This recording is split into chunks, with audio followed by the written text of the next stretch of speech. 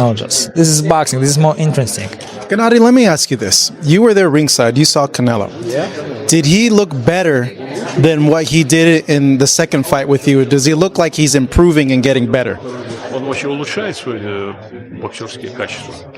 Marcus, I told you just, every opponent give you different. Every fight is different.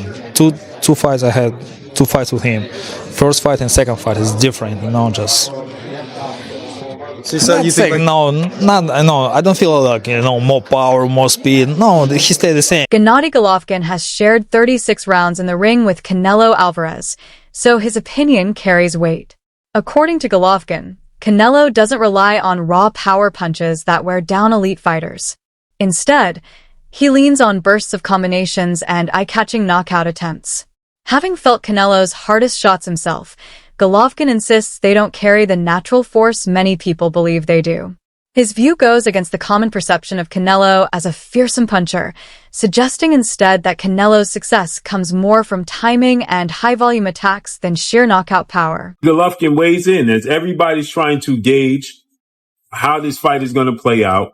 They anticipate this fight. They want to know how this fight is going to play out. And Gennady Golovkin gives his 2 cents. As his trainer, Abel has been on social media doing multiple interviews and stating that Terence Crawford is simply too small and he's going to lose, right?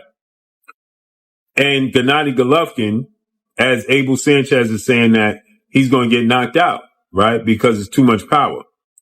Well, but Gennady Golovkin responds, and this is what he had to say, quote, he says, Terence Crawford won't have a problem with Canelo's power because he doesn't have any power.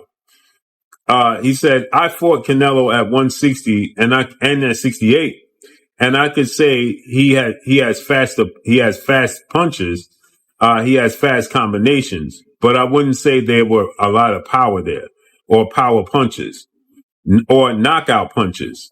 You saw that. You saw this clean shots that I took and he brought, and there were no results, end quote.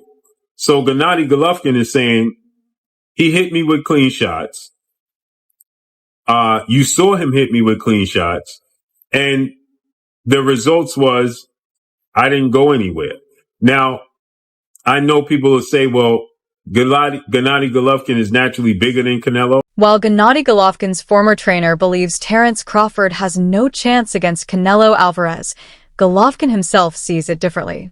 He acknowledges Crawford's sharp skills and smart strategy, noting that these qualities could cause real problems for Canelo.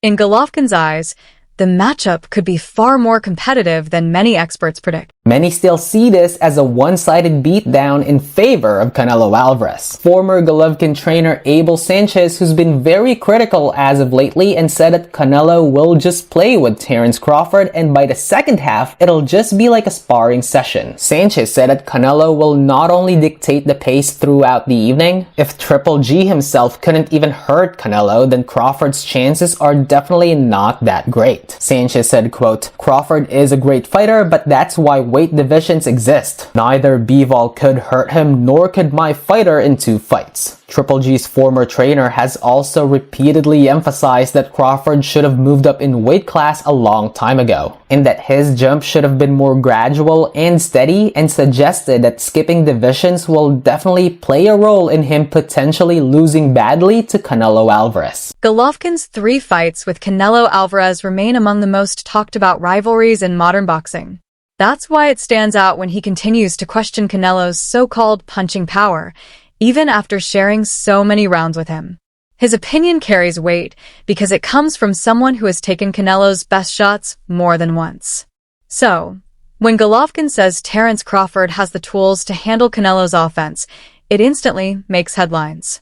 His remarks spark debate among fans and analysts alike as they challenge the widely accepted image of Canelo as a brutal finisher.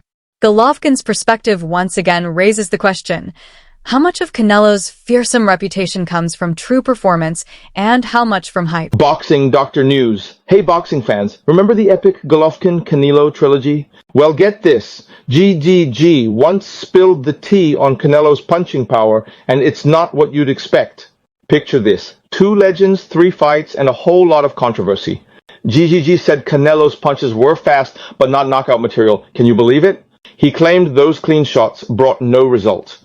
Now, fast forward to today. GGG's been out of the ring since their last bout, but rumors are swirling about a comeback. Meanwhile, Canelo's gearing up for a massive showdown with Terence Crawford.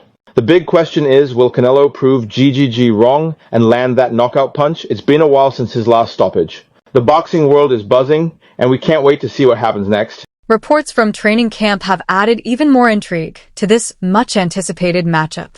According to Showbiz The Adult, Canelo Alvarez has been careful during sparring with Jaron "Boots" Ennis, often holding back and avoiding unnecessary risks to stay fresh for the main event.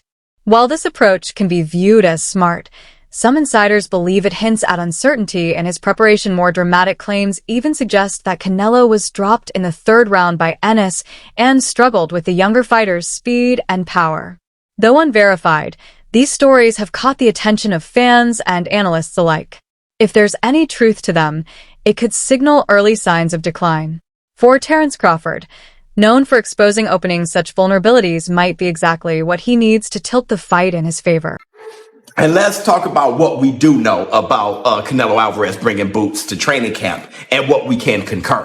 First, you must understand that Saul Canelo Alvarez versus Terence Bud Crawford is September 13th. Okay, that's just a few weeks away. Almost 3 weeks away, something like that. It's just a few weeks away.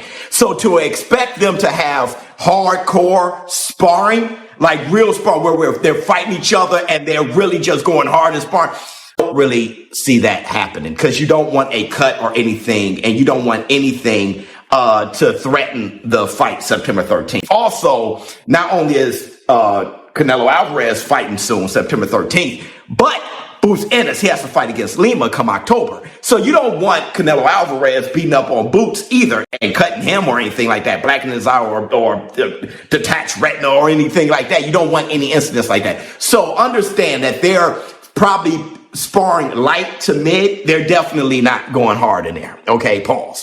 So we have to really put it to side that either one, I don't think Canelo will be beating the hell out of Boots or Boots beating the hell out of Canelo. But what I can see is if Boots is moving around and Canelo can't catch him, like let's say Boots is like pop, pop, piecing him up with some light work and Canelo can't get to him, which, you know, that's kind of different than a real fight. In a real fight, you know, Canelo will be breaking you down and then you kind of get tired over time. But still, if they're working on cutting off the ring, if Canelo can't and Boots is hitting him with, you know, piecing him up and moving and slipping and sliding and he just can't get to him, that'll be some value added and something to be concerned about, which is why I said it's over.